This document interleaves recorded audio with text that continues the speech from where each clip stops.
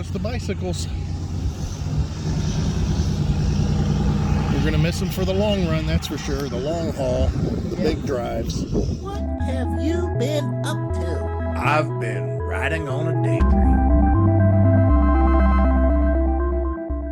Sure. So he's going to get you use out of him. He said that he has he's always been a mountain biker and his knee is bad. So he's going to have to... Definitely help. Yeah. Yeah, bye. Now you guys can see why I was complaining about gas prices when we were out west.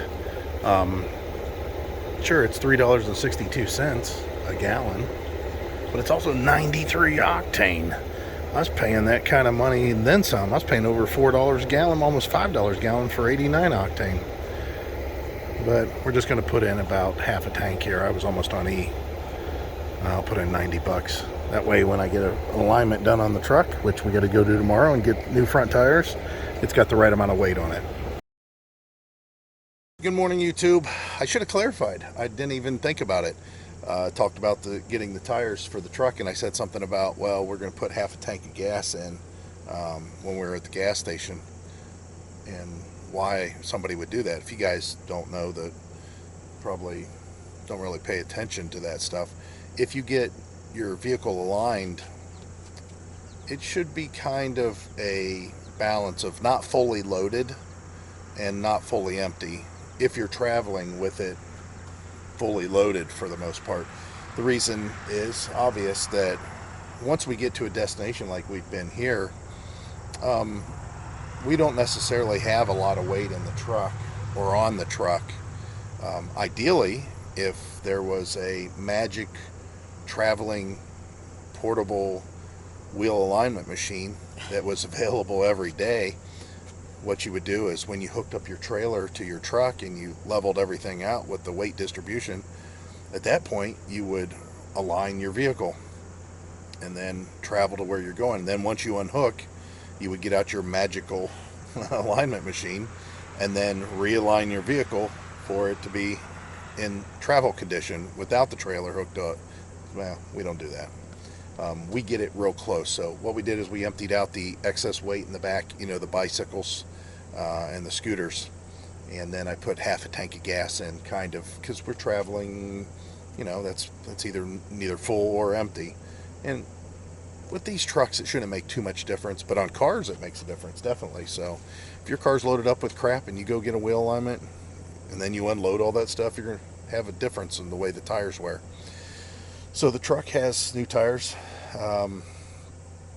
and we have it completely serviced. They did their inspection, they bead blasted the brakes. They went ahead and changed the oil for us since we had it in already. They have additives that they have to do for the 25,000 mile service. Anyways, all that's done. So the truck's ready to go. We have a few more things we have to do with the RV, but it's time to go. I mean, the weather's nice and everything, but this isn't Florida. I mean, it's not. It's just there's a reason we were leaving Ohio in the first place. So, what else do we have to talk about? Well, you saw that the bikes departed out of here, the rad bikes. We still, of course, have our new electric bikes. We'll get to exercise those to some extent and see what we think over a period of time. We've already taken them through the park a couple of times. Seems okay. Some of you have mentioned, oh, what about the park? Show us the park. 2 previous videos, maybe 3, we've talked about the park. We did a drive-through of the park. Go check that out. It was from a couple of years ago. So everybody wants to know, what you doing next? What you doing next? Well, a couple of things. Both of them at the same location. We're going to, of course, the Hershey RV Super Show. We wanted to go last year, but of course C-19 shut that down. We went the year before, of course. You guys have been following us for a while, seen that, and a lot of you seen that we bumped into you out there at that time. But as far as this time, this show, that much. We'll say that much. Out of maybe, here, put your hands a couple feet apart. out of that much, there's about that much chance we might be getting a fifth wheel. There's that much chance. Um, so right now we're in talks with Rockwood. No, we're not being given a unit. That's not the case. But we were talking and we've been discussing, because our travels are going to be a little bit slower and we're going to be at spots for longer times now. We covered out west. We saw everything that we wanted to see. It was perfect. That trip was absolutely perfect for us. That was exactly how we planned it, except for the fires. I wasn't real happy about that. Um, so we're going to kind of start slowing down and checking out this side of the country and probably not move as much.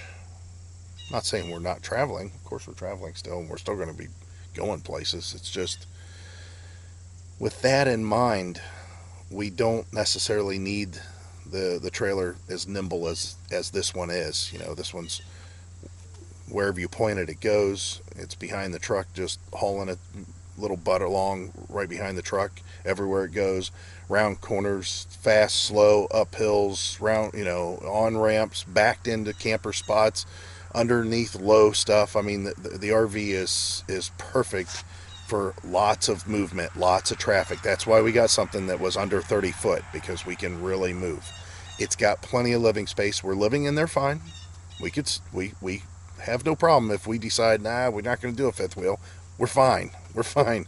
We just wanted a little bit more space if we weren't moving as much. And I'm willing to give up on my end the ease of towing, because we're not towing as much. We're not going to be towing as much or often. Remember, this much. Yeah, we're talking this much still. I'm talking that we're getting a fifth wheel. We're just talking there's that much of a chance. So we've been in talks with Rockwood, and maybe brand ambassador might come into play. And obvious reason, we did a video on this RV, why we chose it, after 2 years of looking, and keep on referring back to this unit or this model at that time. And the video that we posted back a few years ago, whenever we picked up the RV, we talked about, it was an hour-long video, what a big surprise, all the things we liked about the RV. Well, that video has gotten 600 and some thousand views, and we've been contacted by numerous viewers, you guys, saying, hey, we bought a Rockwood because of that video that you posted. And not only that, but we're getting ready to buy another Rockwood, that kind of a thing. It's a good unit. I can't fault it. And man, did we really put it through its paces. Of course, we wanted to look at Rockwood again. Floor plan wise, we're having a hard time finding the exact floor plan that we really want to jump into. And it's even to the point where we actually looked at bigger travel trailers, because the floor plans of the fifth wheels were but the bigger travel trailer thing, we talked about that in the past. I don't think we want to do that. We're still in wide open spaces. We're still having quiet time here. We're going to Hershey early. The reason is because we want to meet up. It's Monday. It's Monday. Oh my. We have lots to do. Today's Friday. Today's Friday. Especially whenever you're in one spot for over a month. 6 weeks. Yeah, and you have stuff out. Yeah. So we got a couple things we need to do as far as maintenance wise. The spring bars in the front, I have to clean and lubricate those for our trip. We're going to do the water softener. We got some news on that. We went ahead and finally got some pH strips. And I shouldn't say pH strips. They're test strips. They're water test strips. They test for pretty much everything. And minus bacteria. Minus the bacteria. We do have a bacteria test. We only have 2. We're not going to use that here. We're going to wait till we get to somewhere more permanent and see what the bacteria is like. But we know that the filter that's on here, the last filter, that's a bacteria filter. And we know, as far as drinking water, we have that UV Accuva that we did an installation video on, and that has, of course, bacteria killing properties also. So between that bacteria filter on there and then the Acuva, we can drink this water here. Does Heidi drink the water here? No, In her coffee. I do in my coffee every And morning. our ice. Yeah. Our ice and her coffee is made with that water. But the reason is this is well water out here, and there's, regardless of what the water says as far as safety wise, there's still potentially a little bit of a taste. We've been reading a lot more about how reverse osmosis water for long-term drinking probably isn't the best, and quite honestly, I think we're seeing that. I don't mind having minerals in my water. I don't, some of those minerals are important, and I, as long as it's safe. So we've got these test strips. We tested the water. We redid the softener too. We wanted to change things around. What we found is when the water softener's on the other side, meaning that we have it go through the dirt guard and a primary water filter into the triple filters, then into the softener, and then into the RV, that our solid count is a little bit heavier, which you would expect, than if you have it going into the softener, then into the filters, and then into the RV.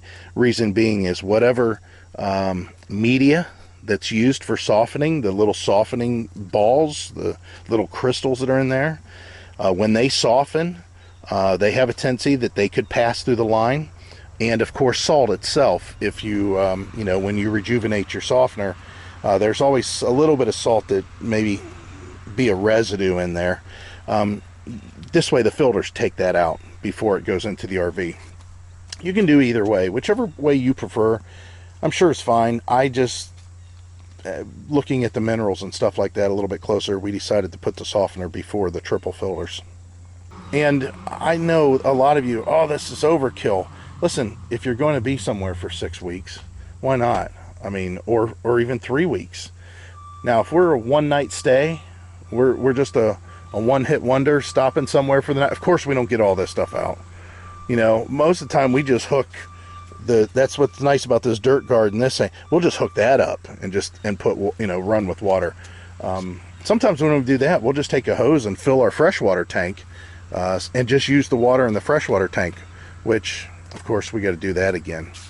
The other thing that we have to do is put the hitch back on the truck, because I did take that off to get the the front end alignment done. And we got a lot of lubrication we need to do. We have to lubricate the slides, the gears. We haven't done that for a while. We need to clean and lubricate all our rubber seals. They've been exposed to a lot of sand and sun and dirt, and you can kind of feel they're not as smooth as they should be. They're slippery, but they're not as smooth. You can just feel a little bit of a grit. And I think that was all we had to do. I'm pretty sure. So we're going to move. We're getting ready to head out, but I wanted to touch base on that stuff first. So in Hartville, Ohio, if you're in the area, it's Spitzer Ford. In the parts department, you want to talk to Chris. Heidi's known Chris for 20 plus years. He used to work in Alliance before they changed owners, and he went over to Spitzer. And in the service department, talk to Seth.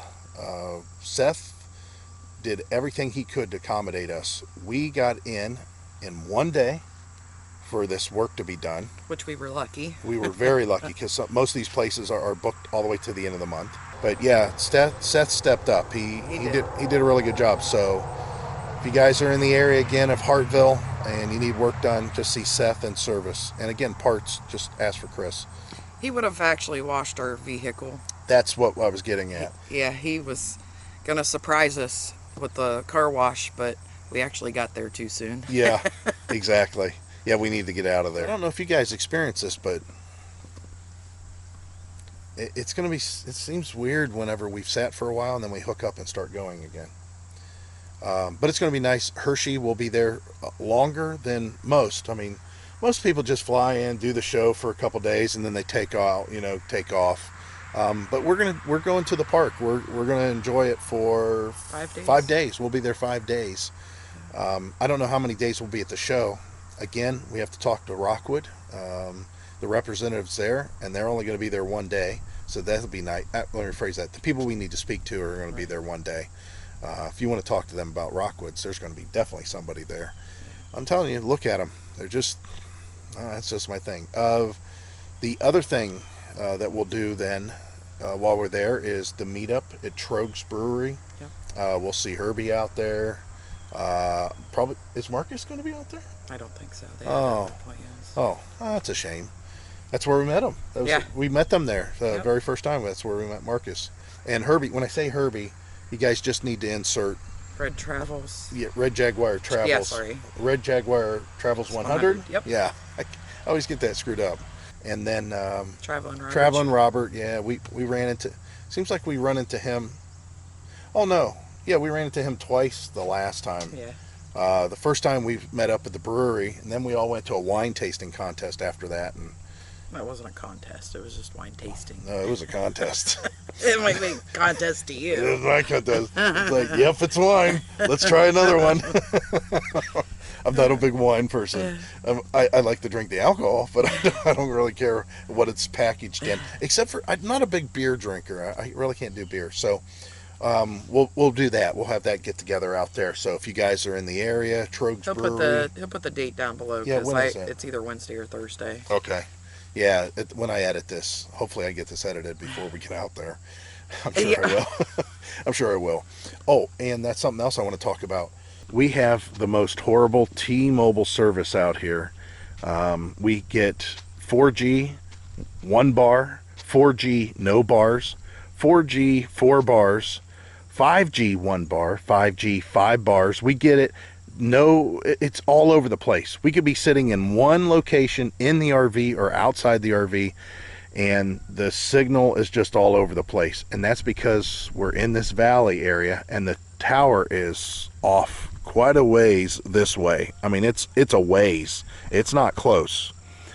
So our phones will pick up a cell signal out here on their own, kind of.